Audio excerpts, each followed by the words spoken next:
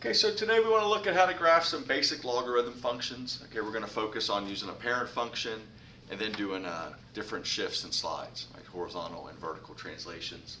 And that'll maybe lead us in the future to more complicated graphing. But to start with, it's just good to know how to just graph a basic log function. So here we have f of x equals the log base 2 of x. Okay. Or if you want to write it, you could write it as y equals the log base 2 of x. Depending upon where you're at with logarithms, right? If you're really comfortable with logarithms, you can make this graph by just directly plugging in values that you know are powers of 2. Okay, so if you want to do it that way, you can. It's perfectly fine. But I know, for instance, that anytime I take the log of any base of 1, that I get 0, correct?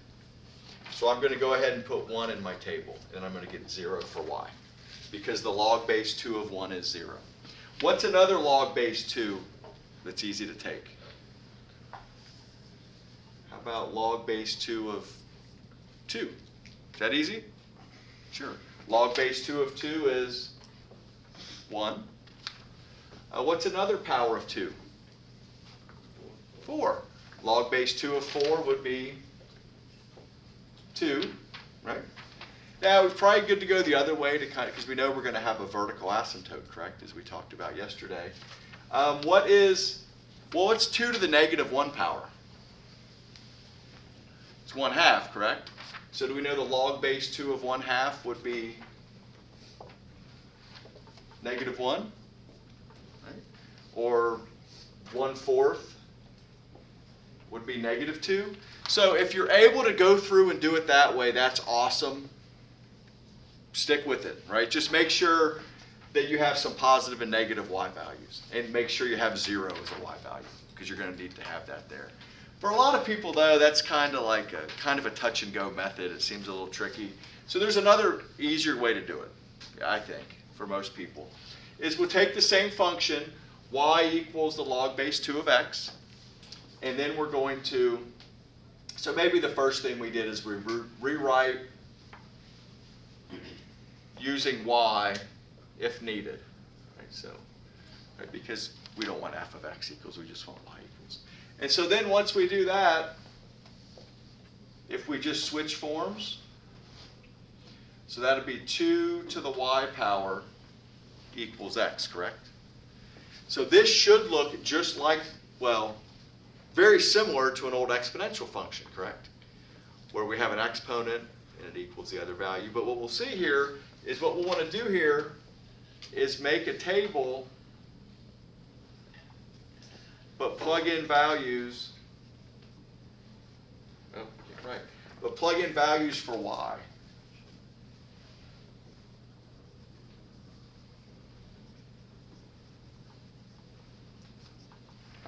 Okay, so we're going to make a table, but we're going to plug in values for y. So we know that we want, whenever we're graphing an exponential,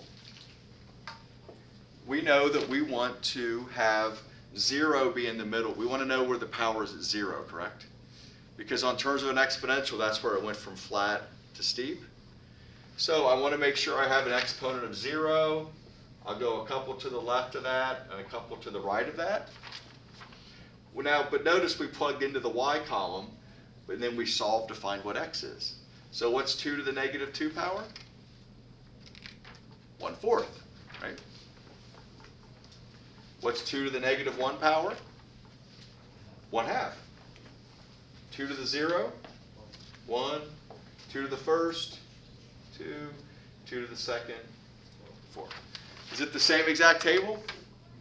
Yeah, just a different way of getting it. They both have their place, right? Whichever, there's not a wrong or a right answer. But they're both important to realize how to do those. So let's go ahead and graph it now. We talked about yesterday when we first introduced the idea of a logarithm that it's a reciprocal of an exponential, correct? So the one thing we noticed is the exponential had a horizontal asymptote, but a logarithm is going to have a vertical. And you can see here that these x values are approaching 0, aren't they? But they're never going to get there, because if you put more and more negative in for y, they're just going to get smaller and smaller. So for our graph, we have a vertical asymptote at x equals 0. Nope. Sorry, it's a vertical asymptote.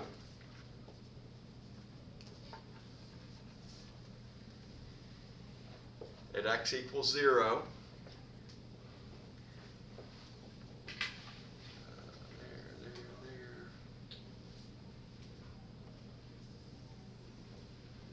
And our graph is going to look like this. Again, our domain will be from 0 to infinity. Our range will be all reals. Okay. Now, if you were asking about end behavior, there's really not any, right? There is some asymptotic behavior, though. You could say something like the limit of f of x as x approaches 0 from the right. Well, as we approach 0 from the right, it drops, correct?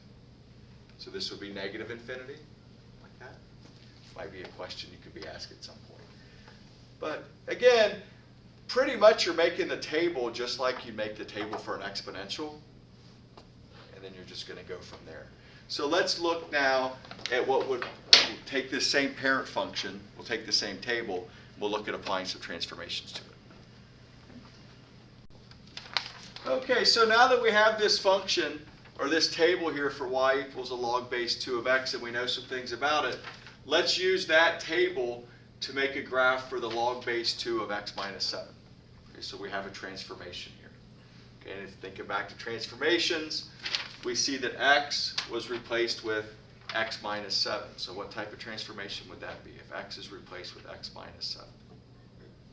You guys can say it. What is it? Would it be 7 units? Fractions. Which way? Which way is it going? To the right. 7 units to the right. Yeah. So it's going to shift the function f of x log base 2 of x 7 units to the right. So that means our new table will look the same, except every x value we're going to add 7. So 7 1/4, 7 1/2, 8, 9, 11. What about the y's? Are they going to stay the same? Yeah, they should all stay the same. This shift was only side to side, so just moved it over 7 units. So this will be -2, -1, 0, 1, and 2. Now, what do you think happened to the vertical asymptote? It's going to shift 7 units as well, right? So for this one, we would have our vertical asymptote as x equals 7.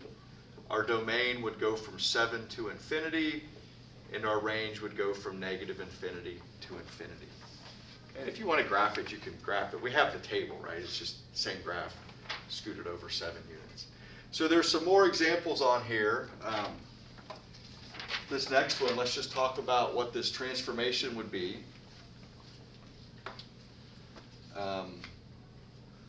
Well, here, so we have f of x equals the log base 2 of x plus 2 plus 4. So our parent function is still the log base 2 of x. How would this move? Well, x was replaced with x plus 2, so that tells us that's 2 units left. Right? And then the whole function had a plus 4, so that means the whole function moves up 4. So that new table,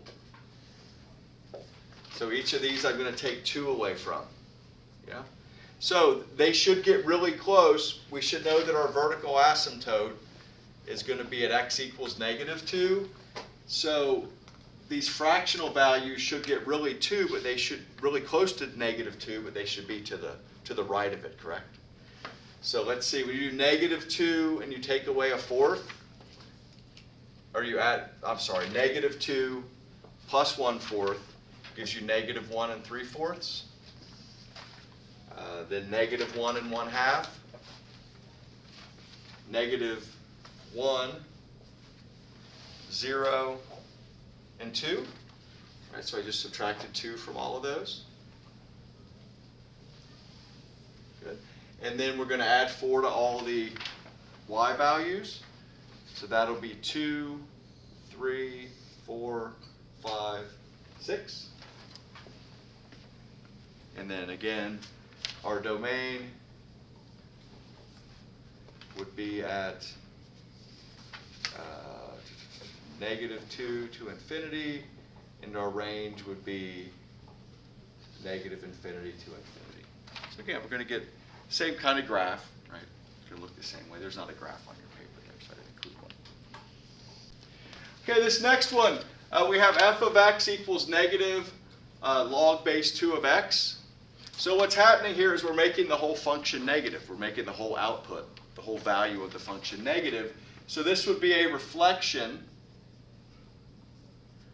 over the y-axis. And the way I think about that is I think about a point, which I'd have up here. It's just some generic xy point, right? And if I make the whole y value negative, I wrote the wrong thing down after all that, it's going to change. So this is y, and this would be negative y, correct?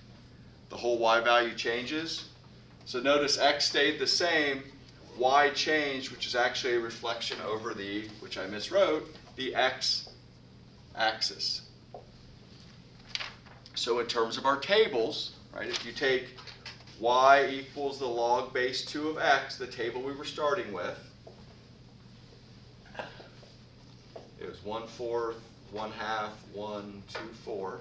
Right, if you take that and you reflect it over the x-axis, so again, you're going to make all the y's negative, you're going to get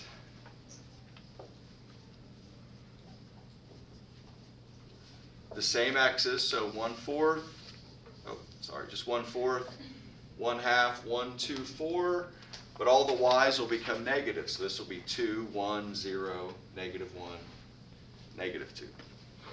Okay, so the graph there would look like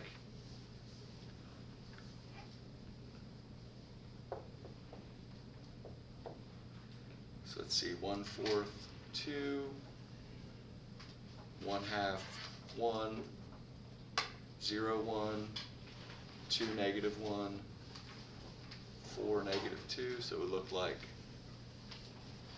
that, right? It just flipped it, right? The original looked like this. I missed the point. And that was going to look like that. Now, if you ever get a case where there's, I know we're about out of time, but if you ever, and we'll stop after this, but if you ever get a case where there's just too many transformations, you just can't figure out what's going on with the function. And this one may be that case, but what you could do is you can say y equals negative log base 2 of x. Now we can't switch forms while there's a negative here, but we can multiply both sides by -1. So we'll get negative y equals the log base 2 of x.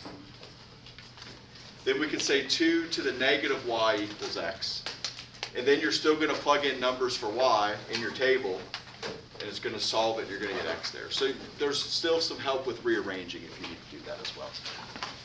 All right, so thank you.